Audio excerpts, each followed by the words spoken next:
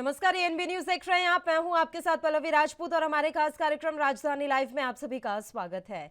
आम आदमी पार्टी के राष्ट्रीय संयोजक अरविंद केजरीवाल और डिप्टी सीएम मनीष सिसोदिया 2 दिवसीय गुजरात दौरे पर हैं, जहां एक मीटिंग के दौरान सीएम अरविंद केजरीवाल ने उप मुख्यमंत्री मनीष सिसोदिया को आम आदमी पार्टी तोड़कर बीजेपी में आने के मिले ऑफर पर कहा कि दिल्ली में ऑपरेशन लोटस फेल हो गया है। सीबीआई ईडी रेड का शराब नीति और भ्रष्टाचार से कोई लेना देना नहीं है। ये रेड केवल दिल्ली में आम आदमी पार्टी की सरकार गिराने के लिए की गई। गुजरात में हमारी सरकार बनी तो हम यहाँ भी दिल्ली के जैसे सरकारी स्कूल और अस्पताल बनाएंगे। इसलिए इन लोगों ने पहले मेरे स्वास्थ्य मंत्री को अंदर किया, अब शिक्षा मंत्री को जेल भेजना चाहते हैं। इनका मकसद है कि दिल्ली में चल रहे शिक्षा और स्वास्थ्य के अच्छे काम बंद हो जाएं। तो वहीं डिप्टी सीएम मनीष सिसोदिया ने कहा कि पिछले दिनों गुजरात में पिछले 27 सालों से बीजेपी की सरकार है। उन्हें लगता था कि बीजेपी ने 27 सालों में शिक्षा को सुधारने के लिए कुछ काम किया होगा, लेकिन बीजेपी ने शिक्षा व्यवस्था का बंटाधार करने के अलावा कुछ नहीं किया। मनीष सिसोदिया ने आगे बताया कि पार्टी को तोड़कर बीजेपी में शामिल होने वाली बात का जवाब उन्होंने कहा और मेरा सपना मुख्यमंत्री बनना नहीं है। मेरा सपना दिल्ली के हर बच्चे के लिए शानदार शिक्षा की व्यवस्था करना है और अब देश में हर बच्चे को शानदार शिक्षा मिले। मैं उस सपने पर काम कर रहा हूं और इस सपने को केवल अरविंद केजरीवाल ही पूरा कर सकते हैं। उन्होंने कहा कि मैं अरविंद केजरीवाल जी के साथ हूं, वो मेरे राजनीतिक गुरु हैं और हमेशा उनके मार्गदर्शन में मैं काम करता रहूंगा। और जो सरकारी स्कूलों में जाते हैं, सरकारी स्कूलों की हालत बहुत खराब है। तो अभी जो मनीष जी ने अभी आपके सामने पूरा खाका रखा, उससे गुजरात के इन 1 करोड़ बच्चों का भविष्य सुधरेगा। ये बहुत बड़ी बात है। तभी गुजरात की तरक्की होगी और तभी देश की तरक्की होगी। इस व्यक्ति को पूरे देश की शिक्षा व्यवस्था सौंप देनी चाहिए। जिस व्यक्ति ने 5 साल के अंदर करिश्मा करके दिखा दिया, मौजूदा रवायती पार्टियां 70 साल में जो काम नहीं कर पाई और जिस व्यक्ति ने वो काम करके दिखा दिया कि सरकारी स्कूलों को शानदार बना दिया, इस देश के गरीब बच्चों को भविष्य दे दिया, उस व्यक्ति पे सीबीआई की रेड कराते हो तुम लोग? शर्म नहीं आती तुम लोगों को? और फिर ये अनर्गल बातें कर रहे हो। ऐसे व्यक्ति को तो भारत रत्न मिलना चाहिए। पूरे शिक्षा व्यवस्था प्रधानमंत्री जी को बुलाना चाहिए, उनको कहना चाहिए भाई जो भी पार्टी हो, पार्टीबाजी करने थोड़ी, देश का विकास करना है। मनीष जी बैठिए, हमें बताइए कैसे शिक्षा व्यवस्था ठीक करें। ये होना चाहिए था। ये जो इस तरह की बातें कर रहे हैं, सारे समाज नाराज हैं। राजपूत भी नाराज हैं, ब्राह्मण भी नाराज हैं, बनिए भी नाराज हैं, एससी भी नाराज हैं, एसटी भी नाराज हैं, अमीर भी नाराज हैं, गरीब भी नाराज हैं, औरतें भी नाराज हैं, आदमी भी नाराज हैं। सब नाराज हैं कि मनीष सिसोदिया को गलत तरीके से सता। भारत को विकसित देश बनने के लिए एक बहुत शानदार शिक्षा व्यवस्था की जरूरत है। बिना शानदार व्यवस्था के, हर बच्चे के लिए शानदार शिक्षा व्यवस्था के बिना भारत विकसित देश नहीं बन सकता। भारत दुनिया में नंबर 1 देश नहीं बन सकता। मुझे बहुत खुशी है कि माननीय श्री अरविंद केजरीवाल जी के नेतृत्व में दिल्ली में एक शिक्षा क्रांति शुरू हुई और उनके नेतृत्व में और उनके मार्गदर्शन में, उनके विजन पर चलते हुए आज दिल्ली में दिल्ली के हर बच्चे के लिए फ्री शानदार विश्व स्तरीय शिक्षा सुनिश्चित की गई है। दिल्ली में पैदा होने वाले हर बच्चे के लिए आज शानदार शिक्षा उपलब्ध है। दिल्ली के हर माँ बाप आज इस बात से संतुष्ट हैं कि हमारे बच्चे के लिए केजरीवाल जी ने शानदार लाभ, जितने ईडी के, सीबीआई के केस चल रहे हैं, इनको सबको खत्म कर दिया जाएगा। और दूसरा है कि आप बीजेपी ज्वाइन करके, पार्टी तोड़ के बीजेपी ज्वाइन कर लीजिए और हम आपको सीएम बना देंगे, क्योंकि हमारे पास में कोई सीएम कैंडिडेट नहीं है वहां पे दिल्ली में, भारतीय जनता पार्टी में। तो मैंने कहा भाई, ये सीबीआई, ईडी जितने केस चल रहे हैं, इनकी सच्चाई तो मैं जानता हूं, क्योंकि ये सारे केस फर्जी हैं। मैं एक ईमानदार आदमी हूँ। इनफैक्ट मैं अरविंद केजरीवाल जी की टीम में हूँ ही इसलिए कि मैं एक कट्टर ईमानदार आदमी हूँ। मैंने अब तक सारा काम ईमानदारी से किया है, कट्टर ईमानदारी से किया है। तो इन फर्जी केस में कोई दम नहीं है। आप इनकी धमकियां तो नहीं दे सकते मुझको, इनसे नहीं डरा सकते। और रही सीएम कैंडिडेट बनाने की बात, सीएम बनाने की बात, तो मैंने स्पष्ट किया कि मेरा सपना सीएम बनना नहीं है। मैं यहां राजनीति में सीएम बनने के ख्वाब लेके नहीं आया। मैं जो ख्वाब लेके आया हूं वो ये है कि दिल्ली के हर बच्चे को शानदार एजुकेशन मिले। और आज मैं काम कर रहा हूं कि देश के हर बच्चे को शानदार एजुकेशन मिले, वो चाहे गरीब का बच्चा हो या अमीर का बच्चा। मेरा सपना यह है, मैं उस सपने पे काम कर रहा हूं। और मैं जानता हूं कि ये सपना अरविंद केजरीवाल जी ही पूरा कर सकते हैं। इस देश में कोई और नेता नहीं है जो देश की कर सकता हो, जहां से हमारे देश के हर बच्चे को शानदार एजुकेशन मिले। तो मैं ये भी आप भूल जाओ कि मैं किसी सीएम कैंडिडेट बनने के, सीएम बनने के चक्कर में यहां हूं। मैं तो अरविंद जी के साथ हूं। अरविंद जी मेरे राजनीतिक गुरु हैं। उन्हीं के मार्गदर्शन में, उन्हीं के आदेशों पर, उन्हीं के डायरेक्शंस में दिल्ली में काम किया।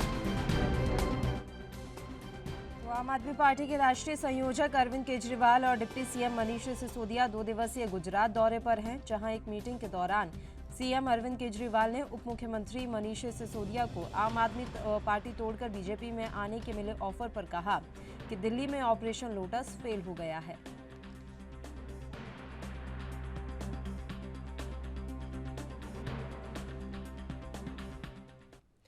और इस खबर पर तमाम जानकारी देने के लिए हमारे संवाददाता राजीव तिवारी इस समय लाइव जुड़ गए हैं। सीधा उन्हीं का रुख कर लेते हैं। राजीव, आपसे पूरी जानकारी चाहेंगे। दिल्ली के मुख्यमंत्री और उप मुख्यमंत्री 2 दिवसीय गुजरात दौरे पर हैं।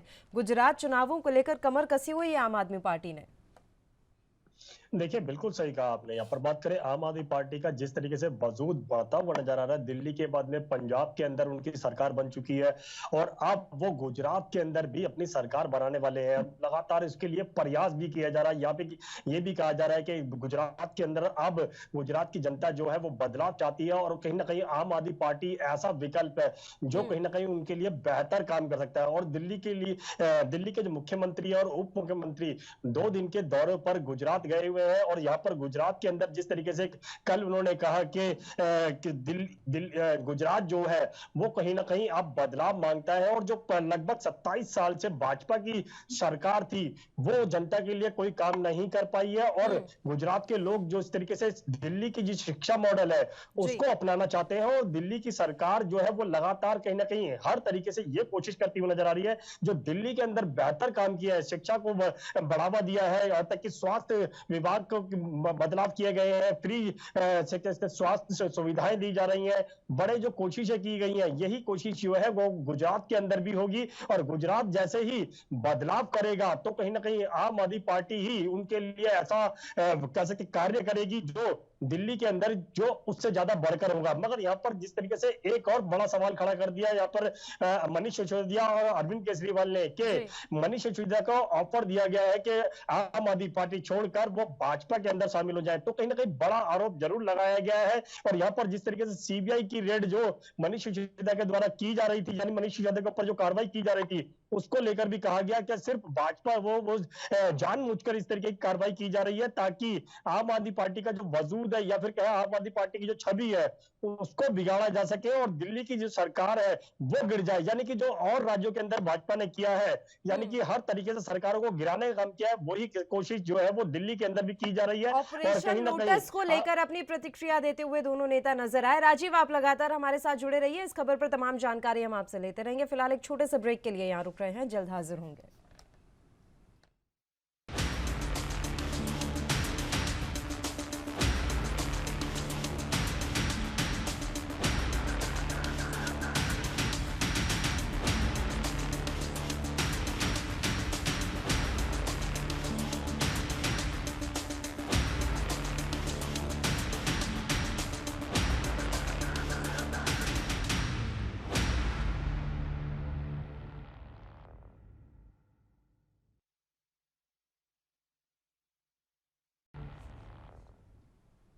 ब्रेक के बाद एक बार फिर से आप सभी का स्वागत है। गुजरात दौरे पर हैं मनीष सिसोदिया और अरविंद केजरीवाल और इसी खबर पर तमाम जानकारी देने के लिए लगातार राजीव तिवारी हमारे संवाददाता हमारे साथ बने हुए हैं। एक बार फिर से उनका रुख कर लेते हैं।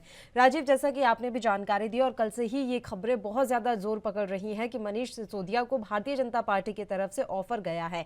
बड़ी बात यह है कि प्रेस वार्ता में भी उन्होंने कहा कि मेरे पास मैसेजेस आए थे। तो जब इस तरह के मैसेजेस आए थे तो उन्होंने कहीं कोई शिकायत क्यों नहीं दर्ज करवाई? साफ तौर पर एक बड़ा हथियार मनीष सिसोदिया के पास है भारतीय जनता पार्टी के खिलाफ, लेकिन उसका ना तो उन्होंने इस्तेमाल किया, ना ही किसी तरह की कोई शिकायत दर्ज करवाई। तो क्या माना जाए, वाकई में बीजेपी इतनी बचकानी हरकत करेगी कि जब इतना संवेदनशील माहौल है पहले से दिल्ली में, उसी बीच मनीष सिसोदिया को इस तरह का ऑफर दिया जाएगा? राजीव, देखिए, बिल्कुल सही कहा आपने। यहाँ पर बात करें जिस तरीके से सीबीआई के द्वारा जो मनीष सिसोदिया के ऊपर कार्रवाई की जा रही है, आरोप लगाए जा रहे हैं कि इतने हजार करोड़ रुपए का घोटाला किया गया है। भाजपा की तरफ से लगातार कहीं ना कहीं आम आदमी पार्टी के ऊपर हमला बोला जा रहा है। लगातार ये भी कहा जा रहा है कि आम आदमी पार्टी जो है वो भ्रष्ट है। मगर यहाँ पर जिस तरीके से मनीष सिसोदिया ने एक और हथियार का इस्तेमाल किया, यहाँ पर यह कहा गया कि जो भाजपा की तरफ से उनको ऑफर मिल रही है भाजपा के अंदर शामिल होने के लिए। मगर यहाँ पर उन्होंने नाम का खुलासा नहीं किया कि मैसेज किसके थ्रू आ रहे हैं, कौन से नेता जो है वो भाजपा के जो है जो उनको ऑफर दे रहे हैं भाजपा के अंदर शामिल होने के लिए। मगर कहीं ना कहीं उन्होंने इस्तेमाल नहीं किया भाजपा के इस शब्द को, मगर ये जरूर कहा कि उनको मैसेज जरूर दिए जा रहे हैं और लगातार इस तरीके के मैसेज जो है वो कहीं ना कहीं गुजरात दौरे के अंदर कहीं ना कहीं उनको इस्तेमाल करने की भी कोशिश की जा सकती है। मगर यहाँ पर जिस तरीके से 2 दिन के गुजरात दौरे पर मनीष सिसोदिया और अरविंद केजरीवाल है, और यहाँ तक कि ये भी कहा जा रहा है कि जो 27 साल के अंदर भाजपा की सरकार जो है गुजरात के अंदर बदलाव नहीं कर पाई है, वो कहीं ना कहीं अब गुजरात की जो जनता है वो बदलाव चाहती है। और बदलाव जो है वो आम आदमी पार्टी के पास है, क्योंकि दिल्ली के अंदर जिस तरीके से शिक्षा को बेहतर किया गया है और स्वास्थ्य को बेहतर किया गया है, फ्री शिक्षा दी जा रही है, तो वही बदलाव जो है वो गुजरात के अंदर भी करेंगे। और कहीं ना कहीं अगर गुजरात के अंदर सरकार बन जाती है तो कहीं ना कहीं आम आदमी पार्टी का वजूद जरूर बढ़ेगा, क्योंकि 3 राज्यों के अंदर फिर सरकार बन जाएगी। और उसके बाद में कहीं ना कहीं जो बड़े लेवल पर जो मनीष सिसोदिया या फिर कहे अरविंद केजरीवाल चाहते हैं कि उनकी जो पार्टी नेशनल लेवल पर पहुंचे, वो जरूर पहुंचती हुई नजर आएगी। मगर यहाँ पर एक और समझने वाली बात होगी कि आम आदमी पार्टी के पास 2 पैतरे इस्तेमाल हो चुके हैं, यानी कि 2 मौके आ चुके हैं। एक तो सीबीआई को लेकर जिस तरीके से कार्रवाई की जा रही है, और यहाँ तक कि यह भी कहा गया कि सीबीआई के पास कोई बड़ा सबूत नहीं लगा है।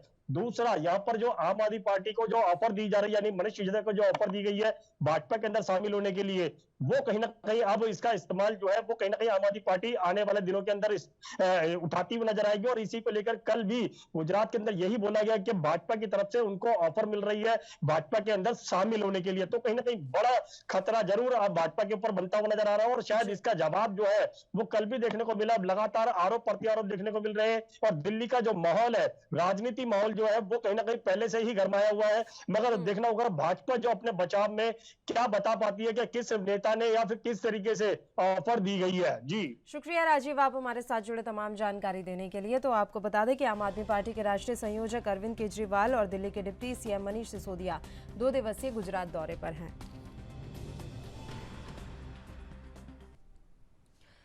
बुलेटिन में खबरें अभी और भी हैं, एक छोटे से ब्रेक के लिए बस यहां रुक रहे हैं, जल्द हाजिर होंगे।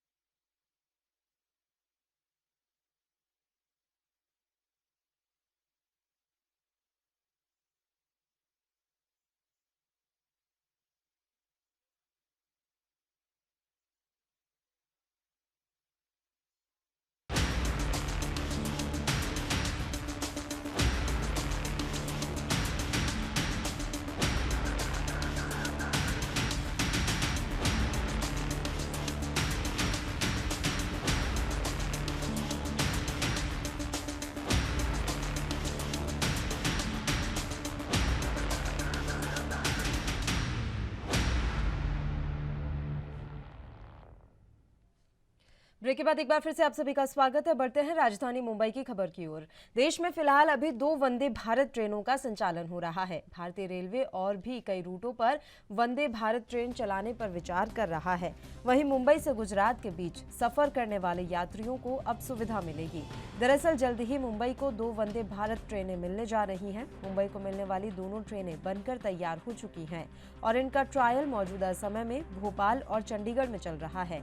जानकारी के मुताबिक इन दोनों को चलाने के लिए रेलवे ने 5 रूट्स की पहचान की है, लेकिन मुंबई से पहली वंदे भारत ट्रेन गुजरात तक चलाई जाएगी।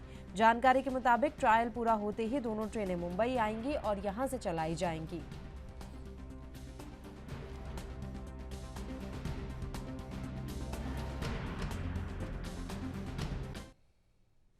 और इस खबर पर तमाम जानकारी देने के लिए मुंबई से हमारे संवाददाता सत्यप्रकाश सोनी इस समय लाइव जुड़ गए हैं। सीधा उन्हीं का रुख कर लेते हैं। सत्यप्रकाश, आपसे पूरी जानकारी चाहेंगे। वंदे भारत ट्रेनों का संचालन मुंबई से करने की योजना बनाई जा रही है।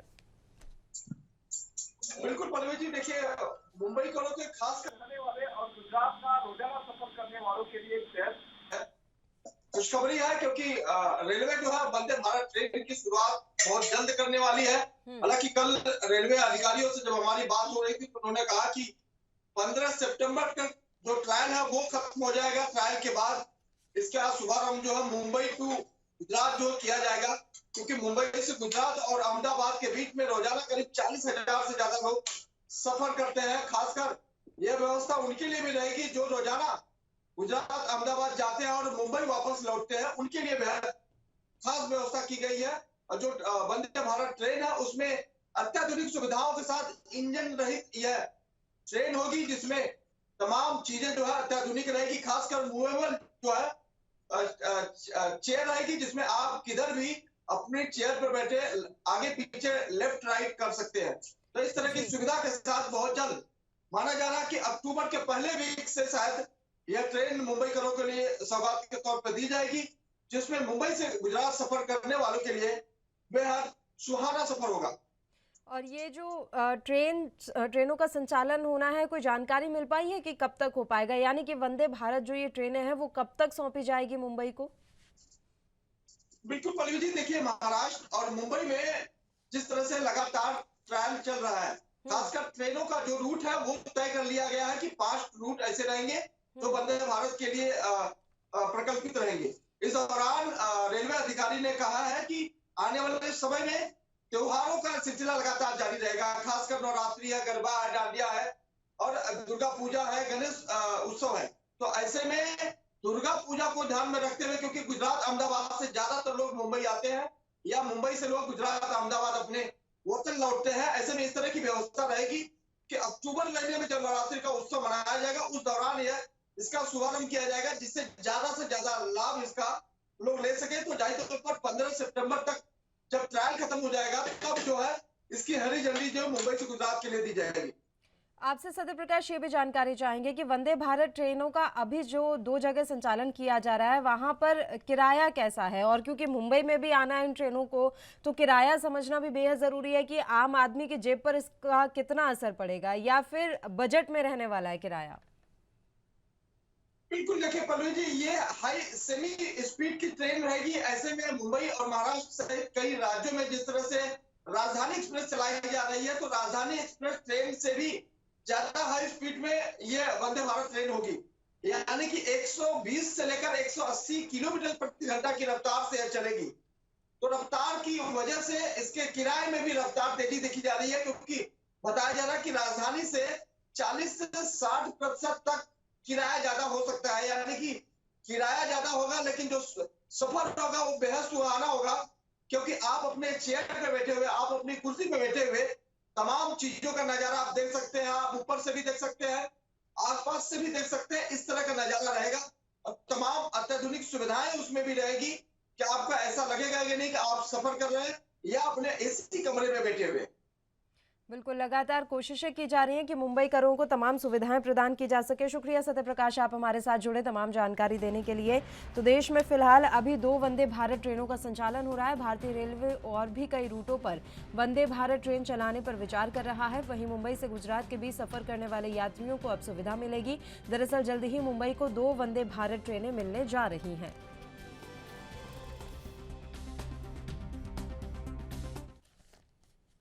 राजधानी शिमला की खबर का रुख कर लेते हैं। हिमाचल प्रदेश में बीते 48 घंटे की बारिश ने जान और माल दोनों को भारी नुकसान पहुंचाया है। बीते 3 दिन में कई करोड़ रुपए की संपत्ति पूरी तरीके से तबाह हो गई है। आपको बता दें कि एक अनुमान के मुताबिक 207 करोड़ रुपए से ज्यादा की संपत्ति बीते 3 दिन में तबाह हो गई। पूरे मानसून सीजन में 1337 करोड़ रुपए की सरकारी और निजी संपत्ति को नुकसान हुआ है। पीडब्ल्यूडी को 700 करोड़ और जल शक्ति विभाग को 602 करोड़ की चपत लगी है और वहीं 2.5 करोड़ रुपए का नुकसान अब तक बिजली बोर्ड को हो चुका है। हिमाचल में बीते 3 दिन में बाढ़, बादल फटने, भूस्खलन और चट्टाने खिसकने की 36 घटनाओं में 23 लोगों की अब तक मौत हो चुकी है। वहीं प्राकृतिक आपदा और एक्सीडेंट समेत 36 लोगों की इन 3 दिन में जान चली गई। राज्य में 1 जून से 22 अगस्त तक मानसून सीजन में 249 लोगों की मौत हो चुकी है। मंडी जिला में सबसे ज्यादा 43 और शिमला जिला में 40 लोगों की जान गई है। प्रदेश भर में 104 सड़कें और 145 बिजली के ट्रांसफार्मर तीसरे दिन भी विद्युत आपूर्ति बहाल नहीं की जा सकी। खासकर सड़कें बंद होने से लोगों की आवाजाही बुरी तरह प्रभावित हो रही है। इस वजह से सोमवार को भी 300 से अधिक रूट पर बस सेवाएं बाधित रही।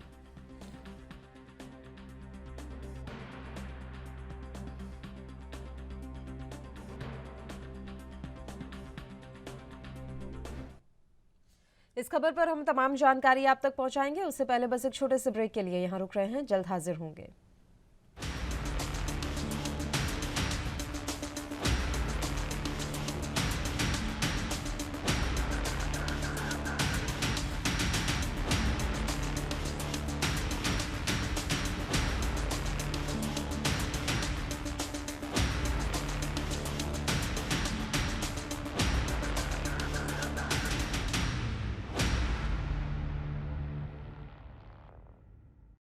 ब्रेक के बाद एक बार फिर से आप सभी का स्वागत है। ब्रेक पर जाने से पहले हिमाचल प्रदेश की खबर से हमने आपको रूबरू करवाया किस तरीके से बारिश और बाढ़ ने इस समय हिमाचल प्रदेश में तबाही मचाई हुई है। और इसी खबर पर तमाम जानकारी देने के लिए हिमाचल प्रदेश ब्यूरो चीफ टीना ठाकुर जी इस समय लाइव हमारे साथ जुड़ी हुई हैं। टीना जी, आपसे पूरी जानकारी चाहेंगे। हिमाचल प्रदेश में अभी फिलहाल किस तरह की स्थितियां बनी हुई हैं? बारिश और बाढ़ ने इस समय प्रदेश में चारों तरफ तबाही मचाई हुई है। जी बिल्कुल। जो ये मानसून का जो सीजन था, इसमें जो सबसे अधिक तबाही ये पिछले जो 48 घंटे इस दौरान हुई है। और अगर आपको जिस तरह से जानकारी है कि 23 लोगों की जान बीते 24 घंटे अब 48 घंटे बोल सकते हैं उसमें गई है यहाँ पे लोगों की। और उसके अलावा जो येलो अलर्ट है वो 24 यानी कल और परसों के लिए भी जारी किया गया है। तो ऐसे में अगर हम बताएं कि शिमला में जो अलर्ट है वो फिलहाल जो कल का और परसों का है। और ऐसे में जो आपदा प्रबंधन विभाग है उसकी तरफ से एहतियात के तौर पे जो एडवाइजरी जारी की गई है, पर्यटकों की तरफ से एडवाइजरी जारी की गई है। और साथ ही जो यहाँ पे जो पिछले कल जो कैबिनेट हुई थी उसमें भी इस जो ये जो स्थिति उत्पन्न हुई है इसके ऊपर काफी चर्चा की गई, क्योंकि 1200 से अधिक करोड़ का यहाँ पे नुकसान हो चुका है। सबसे अधिक जो नुकसान है सड़कों को हुआ है। इस वक्त सेब सीजन की अगर हम बात करें पीक पर है। और ऊपरी शिमला की बात करें तो काफी जो संपर्क सड़कें हैं और जो कुछ मेन सड़कें हैं वो टूट चुकी हैं। ऐसे में जो लोग हैं, बागवान हैं, उनको सेब भी मंडियों तक पहुंचाना मुश्किल हो रहा है। ऐसे में जो सेब की फसल है उसको भी बहुत अधिक नुकसान है इस सेब सीजन में पहुंचा है। और दूसरी तरफ बात करें कि जो मंडी है और अपना जो कांगड़ा का कुछ एरिया, हमीरपुर हो गया और चंबा वाला क्षेत्र है और कुल्लू वाला क्षेत्र, यहाँ पे जो है सबसे ज्यादा जो तबाही है वो देखने को मिली है। पिछले कल जो है मुख्यमंत्री जयराम ठाकुर ने मंडी का दौरा भी किया था और वहाँ जो प्रभावित लोग हैं उनको जो फौरी राहत थी, उसके अलावा जो राहत राशि आपदा प्रबंधन विभाग की ओर से जारी की जाती है वो उन्होंने उसके चेक भी वहाँ पे दिए हैं। जी बिल्कुल। अभी तक कुछ नुकसान का आकलन हो पाया है टीना जी कि जब से ये बारिश और बाढ़ की वजह से तबाही मची हुई है प्रदेश में, अब तक कितने का नुकसान हो चुका है? देखिए, पिछले कल जब हमने बात की थी तो 1200 कुछ का यहाँ पे करोड़ का नुकसान था, लेकिन अब टोटल अगर ओवरऑल की बात करें हम 1400 करोड़ के आसपास तक आज का ये नुकसान पहुंच चुका है। सबसे अधिक जो नुकसान है वो सड़कों को हुआ है, पीडब्ल्यूडी को हुआ है। और आप बात करेंगे कांगड़ा में जो सबसे पुराना जो पुल था, जो अंग्रेजों के टाइम का 93 साल हो चुके थे उस पुल को बने हुए, चक्की पुल जो इकलौता यहाँ हिमाचल का जो रेलवे पुल था वो भी बह चुका है। तो ऐसे में जो अगर आप बात करें इस मानसून सीजन की तो हिमाचल को एक बहुत बड़ा जो नुकसान है वो उठाना पड़ रहा है। सिर्फ जानी जो ये आपका जो नुकसान है ये सिर्फ पैसे या सड़कों का नहीं है, जानी नुकसान बहुत ज्यादा हुआ है। अभी तक 250 के करीब, अगर पूरे मानसून सीजन के हम 1 जून से अभी पिछले कल तक की बात करें तो 250 के करीब लोगों को जो है अपनी जान से हाथ धोना पड़ा है। 104 सड़कें जो मेन सड़कें हैं वो बंद है, 300 जो संपर्क मार्ग है वो बंद है, और जो बिजली के ट्रांसफार्मर्स है 200 के करीब वो भी यहाँ पे बंद है। तो ऐसे में आप जी। देख सकते हैं कि पानी की जो दिक्कत है, पेयजल की जो योजना है वो बहुत ज्यादा प्रभावित हुई है। तो इस वक्त अगर हिमाचल की बात करें तो हर तरफ जो अगर शिमला शहर को हम छोड़ भी दें, ग्रामीण क्षेत्रों में देखें, पेयजल के अलावा संपर्क सड़कें हैं वो टूटी हुई हैं, पानी की जो समस्या है वो लोगों को आ रही है। तो आप देख सकते हैं कि जो ये मानसून सीजन है ये बहुत भारी जो तबाही है वो लेकर आया है, और कल और परसों के लिए जिस तरह से अलर्ट मौसम विभाग की तरफ से जारी किया गया, तो उसमें जो आपदा प्रबंधन विभाग है वो पहले ही एहतियात के तौर पे अपनी एडवाइजरी जारी कर चुका है। पर्यटकों के लिए यहाँ पे एडवाइजरी जारी हो चुकी है। तो लोगों से कहा गया है कि घर से कम निकले, और जो बहुत ज्यादा जो बारिश वाले एरिया है वहां पे लोग जितना कम मूव कर सके उतना कम मूव करें, क्योंकि ये जो अलर्ट की जो ये चेतावनी जारी की जाती है इसमें जो लोगों को जो इस बार अगर देखने में आया कि सबसे ज्यादा जानी नुकसान हिमाचल को जी उठाना पड़ रहा है। टीना जी, क्योंकि बहुत ज़्यादा नुकसान इस समय हिमाचल प्रदेश में देखने को मिल रहा है, ऐसे में क्या केंद्र सरकार की तरफ से आर्थिक रूप से कोई मदद देने का आश्वासन दिया गया है? जाहिर सी बात है, अब इतना नुकसान हुआ है तो हिमाचल प्रदेश पर आर्थिक दबाव भी बढ़ेगा ही।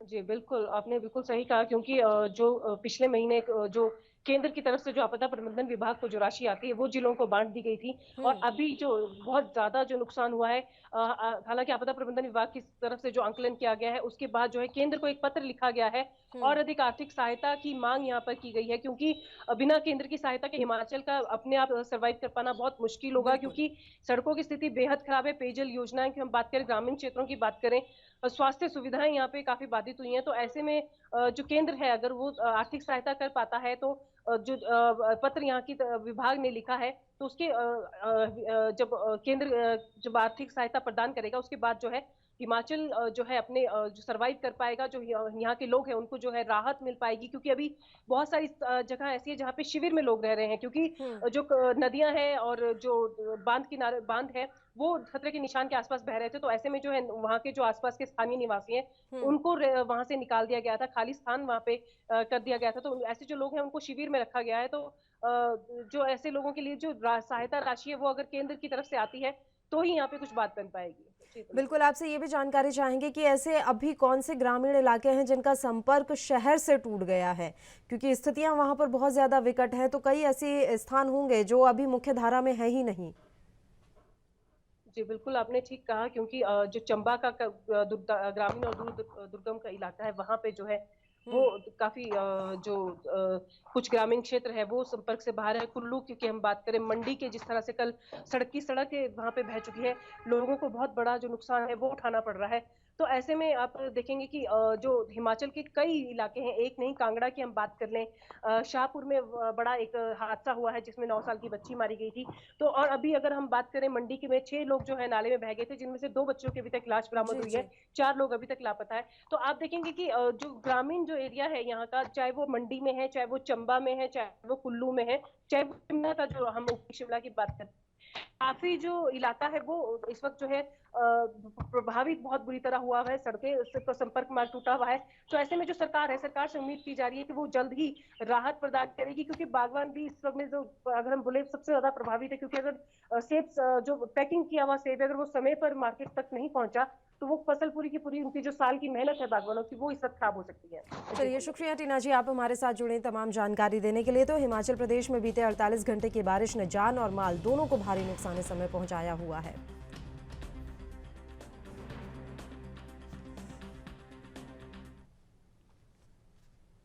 और खबरों में आगे बढ़ते हैं। पंजाब के मुख्यमंत्री भगवंत मान चुनाव के दौरान पंजाबियों से किए गए वादों को पूरा करने के लिए प्रतिबद्ध हैं। इस बीच पंजाब सरकार पंजाब के युवाओं को एक और तोहफा दे रही है। दरअसल सीएम मान कांस्टेबलों के नियुक्ति पत्र देने जा रहे हैं।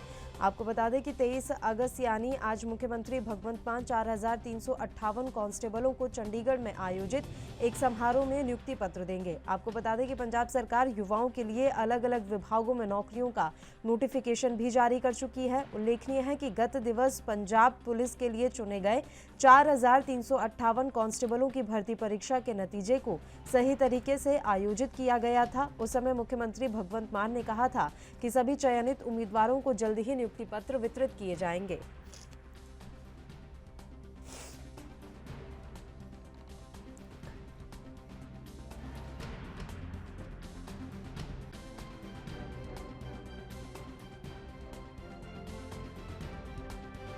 खबर पर तमाम जानकारी देने के लिए चंडीगढ़ से हमारी संवाददाता अमनप्रीत कौर इस समय फोन लाइन पर जुड़ गई हैं। सीधा उन्हीं का रुख कर लेते हैं। अमनप्रीत, आपसे पूरी जानकारी चाहेंगे। पंजाब के मुख्यमंत्री भगवंत मान आज कांस्टेबलों को उनका नियुक्ति पत्र देने वाले हैं। कितने बजे ये कार्यक्रम होगा? कितने कांस्टेबलों को नियुक्ति पत्र दिया जाना है? 4,358 जो टोटल कांस्टेबल्स हैं उनको जो ये नियुक्ति पत्र दिए जाएंगे। चंडीगढ़ के म्युनिसिपल भवन में तकरीबन 11 बजे जो ये समारोह शुरू होएगा। हालांकि जो कैंडिडेट्स जो कांस्टेबल्स हैं वो 10:30 बजे पहुंचना शुरू हो जाएंगे और इसमें कैबिनेट मंत्री फौजा सिंह जो कि खास तौर पे मौजूद रहेंगी। लेकिन अगर इस बात की जाए कांस्टेबल की तो लंबे समय से मांग चल रही थी तो नियुक्ति पत्र, हालांकि उनकी सारी अपॉइंटमेंट्स हो गई थी, सब कुछ हो गया था, पेपर हो गए थे, जो सिलेक्शन होते हैं तमाम उन्होंने चीजें जो अपनी क्राइटेरिया में आती हैं वो सारी पूरी कर ली थी। लेकिन सिर्फ वो मांग जो लंबे समय से कर रहे थे कि उनको नियुक्ति पत्र सौंपे जाए, लेकिन सरकार बदलने के कारण नियुक्ति पत्र नहीं सौंपे गए थे पिछली सरकार में। लेकिन अब जो है मान सरकार आज जो 4,358 जो कांस्टेबल्स हैं उनको वो नियुक्ति पत्र सौंपने जा रहे हैं। 11 बजे चंडीगढ़ के म्युनिसिपल भवन में कार्यक्रम आयोजित किया गया है। बिल्कुल अमनप्रीत, आपसे ये भी जानकारी चाहेंगे कि जब से मान सरकार आई है तब से वे अपने एक एक वादों को पूरा कर रही है। इसी कड़ी में अब ये वादा भी पूरा किया जा रहा है रोजगार की दिशा में, और क्या कुछ कदम पंजाब की मान सरकार की तरफ से उठाए जा रहे हैं? लगातार मान सरकार रोज ही कुछ न कुछ नया जो बड़ा ऐलान करती, चाहे कांस्टेबल्स की भर्ती की बात की जाए जो आज की जा रही है। इससे पहले जो कि म्युनिसिपल भवन के कुछ अधिकारियों को नियुक्ति पत्र दिए गए थे और बहुत सारे टीचर्स को दिए गए थे, और इसके सिखाता पैरामेडिकल जो स्टाफ थी कुछ जो उनको पक्का करना था उनको भी दिए गए थे। तो तमाम आधारों में जो भी कैटेगरीज में जिनको नियुक्ति पत्र सौंपे जाने थे जो पुरानी सरकार में नहीं सौंपे गए थे, चोन जाब्ता लगे, तमाम जो कारण थे, लेकिन वो लगातार मान सरकार अब इस अपने टर्म में वो चीजें जरूर पूरी कर रही हैं। वादों की बात की जाए तो सरकार पूरी कोशिश कर रही है, क्योंकि हिमाचल में और गुजरात में चीजें जरूर जैसे दिल्ली का मॉडल पंजाब में दिखाया गया था, तो कहीं ना कहीं ये चीज दिखाने सरकार कोशिश करेगी कि देखिए जो दावे वादे सरकार ने किए थे वो 5 महीने में इतनी चीजों को पूरा किया गया। तो सरकार से काफी उम्मीदें भी थी लोगों को, क्योंकि जो रिवायती पार्टियां काफी लंबे समय तक रही, तो कहीं ना कहीं पंजाब के लोग एक बदलाव चाहते थे। बदलाव के रूप में वो आम आदमी पार्टी को लेकर आए। अब आम आदमी पार्टी सरकार सत्ता में तो आ गई, लेकिन अब कोशिश ये है कि किस तरीके से इन सब चीजों को जल्द से जल्द पूरा किया जा सके। हालांकि सरकार ये दावा करे कि जो रिवायती पार्टियां चुनाव से पहले करती थी, ये इन्होंने चुनाव तो बहुत दूर की बात है, इन्होंने सिर्फ 5 महीने में वो चीजें करके दिखानी शुरू कर दी हैं। तो 29 को खेड मेला जो पंजाब में शुरू होने जा रहा है वो अपने आप में एक बहुत बड़ा कहा जा सकता है, देखा जाएगा, बड़े तौर पे देखा जाएगा, क्योंकि इसमें कितने हर उम्र के खिलाड़ी जो उसमें शामिल होंगे। और बड़ा खेड मेला है, तकरीबन 2 महीने तक के खेड मेला चलेगा, जिसमें तमाम जो गेम्स है जिनको खेला जाएगा अलग अलग हल्कों में ये चीजें होंगी। तो तमाम सरकार कोशिश जरूर कर रही है। बिल्कुल आपसे ये भी जानकारी चाहेंगे कि खेलों के प्रति युवाओं को और आकर्षित करने के लिए ये मेला आयोजित किया जा रहा है। क्या इसी तरीके से रोजगार मेले पर भी सरकार फोकस कर रही है? क्योंकि पड़ोसी राज्य हरियाणा की अगर हम बात करें या अन्य राज्यों की बात करें तो वहाँ पर इस तरीके के रोजगार मेले आयोजित किए जाते हैं ताकि लोगों को रोजगार दिए जा सके, क्योंकि सभी को सरकारी नौकरी में भर्ती करना संभव नहीं है। तो ऐसे में क्या पंजाब की मान सरकार भी इस दिशा में कोई काम कर रही है या आने वाले समय के लिए कोई योजना है? देखिए अभी तो ऐसी कोई चीज सामने नहीं निकल के आई है, लेकिन सरकार कोशिश जरूर करे कि इन्वेस्टमेंट, क्योंकि ये बादल सरकार में इन्वेस्टमेंट जो एक बार मेला लगाया गया था टप्परचड़ी में बादल सरकार में जब प्रकाश सिंह बादल जब मुख्यमंत्री होते थे पंजाब के, तब ये लगाया गया। तो उसके बाद इस तरीके की कोई चीज नहीं हुआ। हालांकि कैप्टन अमरिंदर सिंह की सरकार में छोटे मोटे इन्वेस्ट मेले जरूर लगते रहे, लेकिन मान सरकार कोशिश जरूर कर रही है, क्योंकि अभी 5 महीने ही हुए सरकार को बने। सरकार कोशिश कर रही है क्योंकि किस तरीके से इन्वेस्टमेंट पंजाब में हो सके, किस तरीके से चीजें युवाओं को नौकरियां मिल सके। अभी ऐसा कोई प्लान नहीं है सरकार का, लेकिन आने वाले समय में ये चीजें जरूर हो सकती है। मान सरकार इस तरफ को जरूर ध्यान देगी। बिल्कुल आखिरी सवाल है, कच्चे कर्मचारियों को पक्का करने की दिशा में और अभी क्या कुछ प्रयास किए जा रहे हैं? क्योंकि लगातार सब कमेटी की बैठकें भी हो रही हैं, तो अभी तक क्या कुछ हुआ और आने वाले दिनों में क्या कुछ हो सकता है?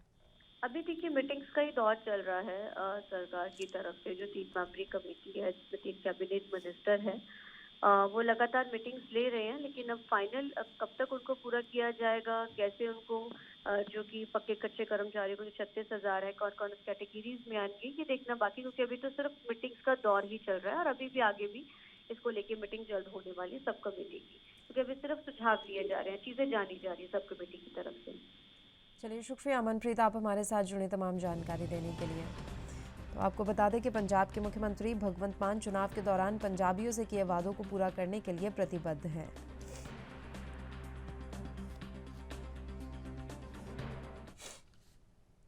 और बढ़ते हैं राजधानी रायपुर की खबर की ओर। छत्तीसगढ़ में सरकारी कामकाज में मुश्किलें बढ़ सकती हैं। दरअसल राज्य में लगातार कर्मचारी संगठनों का हल्ला बोल शुरू हो चुका है। छत्तीसगढ़ में सरकारी कामकाज में मुश्किलें बढ़ने का एक बड़ा कारण यह है कि राज्य में सोमवार 22 अगस्त को 54 कर्मचारी संगठनों का हल्ला बोल शुरू हो चुका है।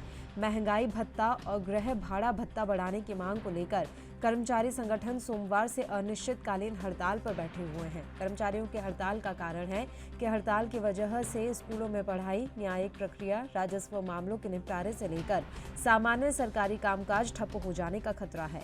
हालांकि जिलों के डीएम को सरकार की तरफ से विशेष निर्देश दिए गए हैं। कहा गया है कि सभी ऑफिसों में सामान्य दिनों की तरह काम होते रहे। आपको बता दें कि 54 कर्मचारी संगठनों के हल्ला बोल की अगुवाई छत्तीसगढ़ कर्मचारी अधिकारी फेडरेशन के संयोजक कमल वर्मा कर रहे हैं।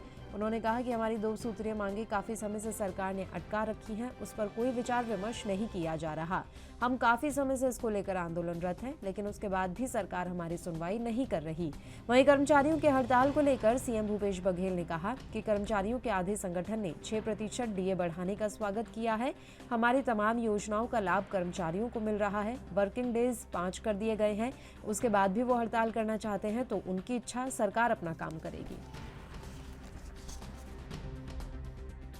देखिए, वर्किंग डे 5 दिन का किया है, उसका हम स्वागत करते हैं, लेकिन भाई ये तो महंगाई भत्ता, अब माननीय मुख्यमंत्री महंगाई को लेकर के केंद्र में, दिल्ली में जाकर के आंदोलन कर रहे हैं कि महंगाई भत्ता बढ़ गया। अब महंगाई भत्ता बढ़ गया तो दिल्ली की सरकार ने 34% महंगाई भत्ता दे रही है, तो छत्तीसगढ़ में भी महंगाई बढ़ा है, तो यहाँ पे कि कर्मचारियों को उनके अनुसार महंगाई भत्ता दे।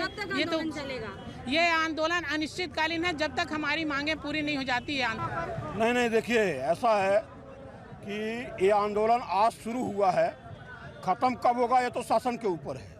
शासन जब हमारी बातों को सहानुभूतिपूर्वक विचार कर ले, आंदोलन समाप्त हो जाएगा। रही बात 2 टुकड़े की बात, मैं आप लोगों से स्पष्ट संदेश देता हूँ। मैं प्रदेश अध्यक्ष छत्तीसगढ़ लिपिक और शासकीय कर्मचारी संघ का हूँ। कल हमारे एक विरोधी संघ ने इस आंदोलन को प्रतिघात पहुँचाने के लिए मुख्यमंत्री जी से मिल करके आंदोलन स्थगित करने का निर्णय लिए।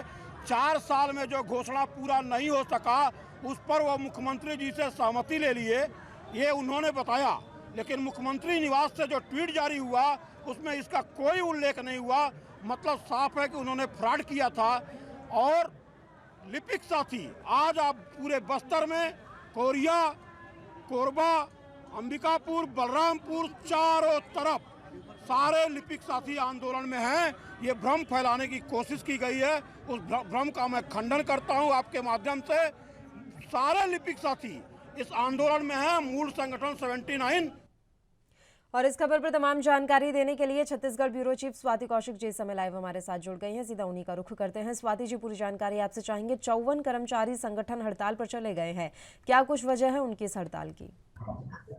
जी पल्लवी, जैसे कि स्पष्ट है खबर में कि 2 सूत्री इनकी मांग है। इनका जो टीएडीए है वो बढ़ाने की मांग कर रहे हैं। इसके पहले भी वो 5 से 7 दिन के धरने पर जो कर्मचारी हैं वो जा चुके हैं, तो उसके बाद 6% जो है उसमें वृद्धि की गई थी। लेकिन इनकी लगातार मांग है कि जितना केंद्र का है 34%, उतना ही जो महंगाई भत्ता है वो उनको दिया जाए। पर प्रदेश के सर्कमस्टेंसेस अलग है, यहाँ के हालात अलग है, तो उसको देखते हुए अभी वर्तमान में 6% जो है उनके टीएडीए में वृद्धि कर दी गई थी, जिसके चलते आधे जो कर्मचारी हैं वो हट चुके हैं। इससे जैसे शिक्षा विभाग है वो इससे अलग हो चुका है। 30 तारीख से, पिछला जो बीता 30 तारीख है, उसके बाद उन्होंने इस पूरे हड़ताल में, धरने में कहीं हिस्सा नहीं लिया। बट अभी भी जो 54 कर्मचारी संघ है अलग अलग, वो इसके हिस्सा बने हुए हैं, वो लगातार हड़ताल पर है। कल से पुनः उन्होंने हड़ताल की जो है वो पूरे जिलेवार प्रदेश में विभिन्न जिलों में विभिन्न तरीके से इस हड़ताल में कहीं पे रैली, कहीं पे धरना प्रदर्शन किया जा रहा है। तो इसके चलते सरकारी कामकाज है वो तो बाधित हो ही रहे हैं। न्यायालयीन कर्मचारी हैं जो इस पे बढ़ चढ़कर हिस्सा ले रहे हैं। वकीलों की तो एग्जैक्टली नहीं कहा जा सकता, लेकिन नोटरी जो है वो न्यायालय में काम करने वाले जो अलग अलग लोग हैं वो इस हड़ताल में शामिल हैं। लिपिक संघ है वो इसमें शामिल है। तो इस हिसाब से लगभग 54 कर्मचारी संघ है जो वो इसमें शामिल है। और ये पूरी जो मांग है वो 6% की है। 6% जो है वो पहले ही बढ़ाया जा चुका है। 24% से बढ़ाकर 24% में 6% बढ़ा, अब 6% और बढ़ाकर 34% करने की जो ये पूरी मांग है, इसको लेकर ये जो कर्मचारी हैं वो लगातार धरने पर बने हुए हैं कल से लेकर अभी तक। और इनका ये कहना है कि जब तक सरकार इनकी मांगे पूरी नहीं करेगी, ये लगातार धरने पर बैठे रहेंगे, जिसमें जी। सरकार का स्पष्टीकरण आ चुका है कि प्रदेश की आर्थिक स्थितियों को देखते हुए ही प्रदेश हित में जो पूरे निर्णय है वो लिए जाएंगे। जी स्वाति जी, आपसे ये भी जानकारी चाहेंगे कि इस हड़ताल का असर क्या कुछ देखने को मिल रहा है, लोगों को क्या कुछ परेशानी हो रही है इस हड़ताल की वजह से? जी बिल्कुल, लोगों को परेशानी हो रही है। कल भी हम कई सरकारी विभागों पर गए तो लेकिन जो जो वहां पर सरकारी कर्मचारी हैं, अगर कुछ बहुत जरूरी काम है तो वो निपटा रहे हैं, लेकिन अपनी कुर्सियां छोड़कर बैठे। कल धरने स्थल पर गए तो बहुत सारे सैकड़ों की संख्या में जो कर्मचारी है वो उस वक्त मौजूद थे। कल हमने जब कोर्ट का मुआयना किया, क्योंकि कल पहला दिन था, जी आज जी सुबह तो वैसे भी अभी संभव नहीं है, लेकिन कल जब हमने कोर्ट का जी मुआयना किया तो वहां पर भी भीड़ कम थी, लोग कम थे, कामकाज जो है वो प्रभावित हो रहा था। तो ये जो सारी चीजें हैं, सरकारी कर्मचारी जहां जहां पर इनका काम होता है वो सारी जगहों पर कल कहीं ना कहीं काम जो है वो बाधित दिखा है। सरकार के एसडीएमओ को निर्देश के बाद भी कि काम जो है सरकारी संस्थान जो है वो यथावत चलेंगे, उसके बाद भी धरने पर जो है वो कर्मचारी बैठे हैं, ठीक अपनी है। मांगों को लेकर अडिग दिख रहे हैं। जी जी स्वाति जी, आप लगातार हमारे साथ बने रहिए, हम और भी जानकारी आपसे लेंगे। उससे पहले बस एक छोटे से ब्रेक के लिए यहाँ रुक रहे हैं, जल्द हाजिर होंगे।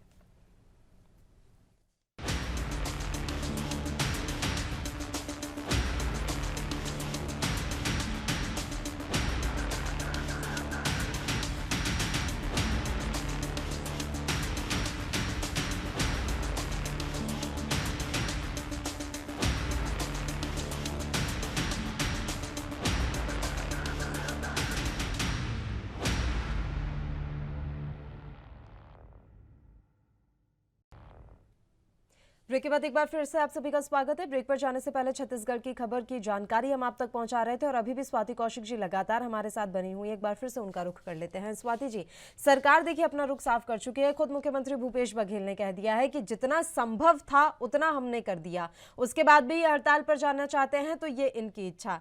सरकार का रुख साफ है, अब कर्मचारी संगठनों को भी समझना होगा, क्योंकि अगर नाजायज मांगे लगातार इसी तरीके से बढ़ती रही तो सरकार पर भी आर्थिक दबाव आएगा और अभी लग रहा है कि सरकार इनकी मांगे मान लेंगी, ये चाहे कितने ही दिनों तक और धरने पर बैठे रहें।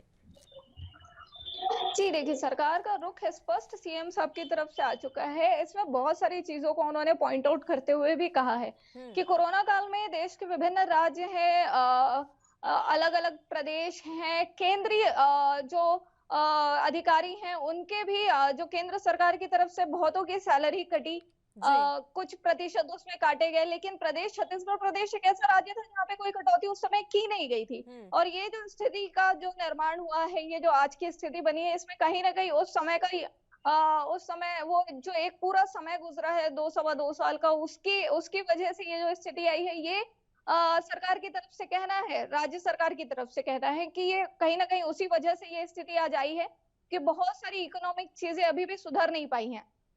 तो उसको देखते हुए आज के समय में जितना संभव था वो किया जा चुका है। शायद हो सकता है कि स्थितियां सुधरे आगे तो वो सारी चीजें भी जो ये 6% की और डिमांड कर रहे हैं वो भी पूरी हो जाए, लेकिन सरकार का ये कहना है कि अभी इस समय जब सारी चीजें व्यवस्थित होने का समय आ चुका है, कोरोना ऑलमोस्ट जा चुका है, धीरे धीरे सारी चीजें सही हो रही हैं, इस समय इस तरीके से हड़ताल पर जाना ये गलत है, ये स्पष्ट रूप से सरकार की तरफ से कहा जा चुका है। तो अब इसमें अब किस तरीके से ये शायद आक्रामक हो, क्या आक्रामक रूप ले ये धरना, कैसी परिस्थितियां बनेंगी ये तो भविष्य के गर्भ में है पल्लवी, लेकिन अभी तक की जो स्थिति थी वो सीएम साहब ने क्लियर कर दी है। इनकी मांगों पर 6% की मुहर लग चुकी है, 6% शायद आने वाले आगामी महीने से उनको मिलना भी चालू हो जाए, क्योंकि फाइनेंशियल एक पूरा सिस्टम है वो उस हिसाब से चलता है। तो वहीं अगर दूसरा आर्थिक एस्पेक्ट पे भी जाए तो कई 100 करोड़ का जो है, क्योंकि लाखों की संख्या में सरकारी कर्मचारी, अगर इनका 6% और मांग पूरी की जाती है तो कई 100 करोड़ का जो है वो आर्थिक बजट सरकार के खाते पर पड़ेगा। तो इन सारी चीजों को देखते हुए ही सरकार ने अपना निर्णय लिया था कि अभी वर्तमान में 6% बढ़ाया जा रहा है, आगे आगामी भविष्य में 6% की बढ़ोतरी और की जा सकती है अगर संभव हुआ आर्थिक सहायता जो है वो मिला तो। और इसमें महत्वपूर्ण भूमिका में फिर जब आते हैं तब बात होती है कि केंद्र से आने वाली जीएसटी है उसकी भी बातें जो है वो केंद्र राज्य सरकार जो करती है कि प्रदेश में जो केंद्र से आने वाला अमाउंट है वो सही समय पर नहीं आ रहा है, जिसकी वजह से प्रदेश की कई योजनाएं जो है वो भी डिस्टर्ब हो रही हैं। तो ये सारी बातें जो है वो राज्य सरकार कर ही रहा है, बट आगे आने वाले समय के गर्भ में, भविष्य के गर्भ में कि कर्मचारी संगठन जो है वो कब तक हड़ताल पे हैं और कैसा इनका निर्णय जो है वो पूरा होता है और किस हिसाब से चीजें आगे चलती हैं। जी चलिए, शुक्रिया स्वाति जी, आप हमारे साथ जुड़े तमाम जानकारी देने के लिए।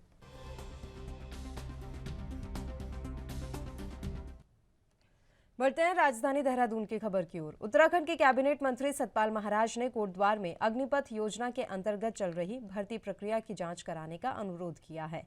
उन्होंने रक्षा राज्य मंत्री अजय भट्ट से भर्ती प्रक्रिया में विसंगतियों का उल्लेख करते हुए इसकी जांच कराने का अनुरोध किया है। प्रदेश में इन दिनों अग्निपथ योजना के अंतर्गत अग्निवीरों की भर्ती प्रक्रिया चल रही है। इसी कड़ी में कोटद्वार में 19 से 31 अगस्त तक भर्ती प्रक्रिया हो रही है। कैबिनेट मंत्री सतपाल महाराज ने भर्ती को लेकर रक्षा राज्य मंत्री और नैनीताल के सांसद अजय भट्ट से दूरभाष पर वार्ता की। उन्होंने रक्षा राज्य मंत्री को बताया कि भर्ती में नियमों की अनदेखी के मामलों की शिकायत की जा रही है। भर्ती के लिए होने वाली 1600 मीटर दौड़ के लिए 540 मिनट का समय तय किया गया है, लेकिन ये 5 मिनट में ही समाप्त कराई जा रही है। सेना में भर्ती के लिए उत्तराखंड के युवाओं के लिए लंबाई का मानक जो तय किया गया है उसमें भी विसंगतियां हैं। यह व्यवस्था सीडीएस रहे जनरल बिपिन रावत ने थल सेना अध्यक्ष रहते हुए उत्तराखंड के लिए कराई थी। अब इस भर्ती में तय मानकों का कहीं ना कहीं अनदेखी की जा रही है। उन्होंने कहा कि दौड़ के दौरान 300 युवाओं को एक साथ ही दौड़ा दिया जा रहा है। इनमें फिर 8 से 10 युवाओं का चयन किया जा रहा है।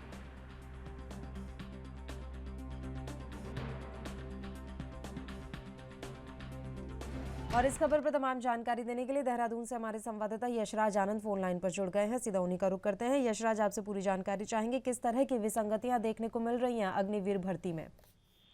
जी पल्लवी, मैं बताना चाह रहा हूँ कि जब से अग्निवीर योजना शुरुआत केंद्र सरकार ने शुरुआत की है, उसके बाद से लगातार राज्य में हिंसात्मक घटनाएं भी देखने को मिली है। इन घटनाओं के कारण कई राज्यों में पुलिस ने कार्रवाई भी की है, लेकिन केंद्र के द्वारा जरा सख्त नहीं किया गया इस योजना के तहत। तो इसी के तहत आज मैं बताना चाह रहा हूँ कि जब से अग्निवीर योजना के तहत कोटद्वार में भर्ती की प्रक्रिया चल रही है और भर्ती की प्रक्रिया के बाद इसमें जो धांधली का आरोप कुछ छात्रों ने लगाया, कुछ छात्रों ने आरोप लगाया है, उन्होंने पर्यटन मंत्री सतपाल महाराज से अग्नि भर्ती के मानकों पर सवाल उठाते हुए जांच कराने की मांग की है।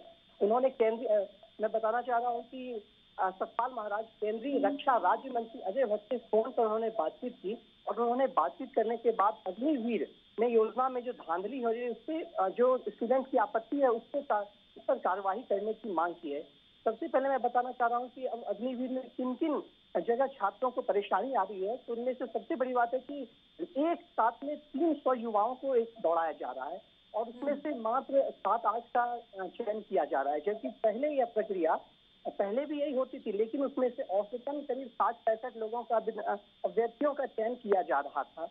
और सबसे बड़ी बात है, दौड़ के समय को भी लेकर के बहुत ज्यादा बहुत ज्यादा आरोप लग रहा है। आरोप यह है कि 1600 मीटर की दौड़ को पूरी करने के लिए पहले 5 मिनट 40 सेकेंड का समय तय था, लेकिन चयन के दौरान मतलब जब दौड़ते समय 5 मिनट में ही समाप्त कर दिया जाता है दौड़ को, यानी कि 5 मिनट 40 सेकेंड को वो समाप्त करके 5 मिनट में ही समाप्त कर दिया जाता है। और तीसरी सबसे बड़ी बात है जो जनरल बिपिन रावत ने सीडीएस रहते हुए अपने कार्यकाल में यह नियम बनाया था कि युवाओं को सेना में जब जीडी में भर्ती होना होता है तो उन्हें 170 सेंटीमीटर हाइट की आवश्यकता होती है, लेकिन उत्तराखंड के लोगों के लिए, उत्तराखंड के अभ्यर्थियों के लिए 163 कर दिया गया था। लेकिन अग्निवीर में यह देखा जा रहा है, यहाँ पर भर्ती प्रक्रिया जो चल रही है इसमें 163 वाले जो है उनको भी छांट दिया जाता है, जबकि 170 लिया जा रहा है जो अपने आप में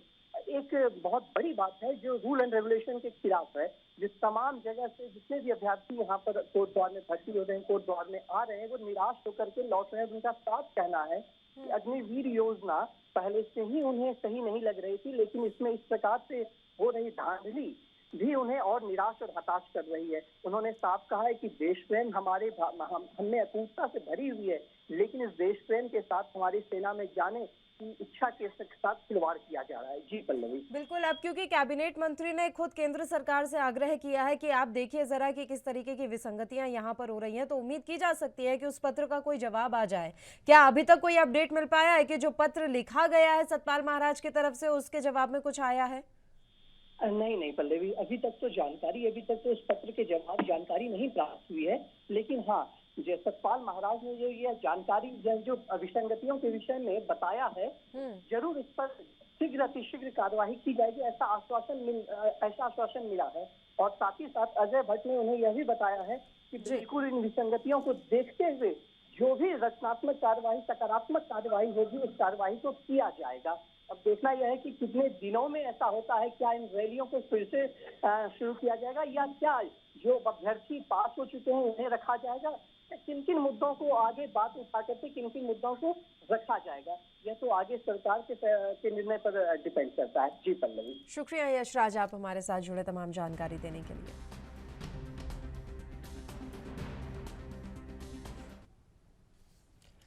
और इसी के साथ राजधानी लाइव में फिलहाल के लिए इतना ही। मुझे दीजिए इजाजत। देश और प्रदेश के तमाम ताज़ा खबरों के लिए आप बने रहिए हमारे साथ। नमस्कार।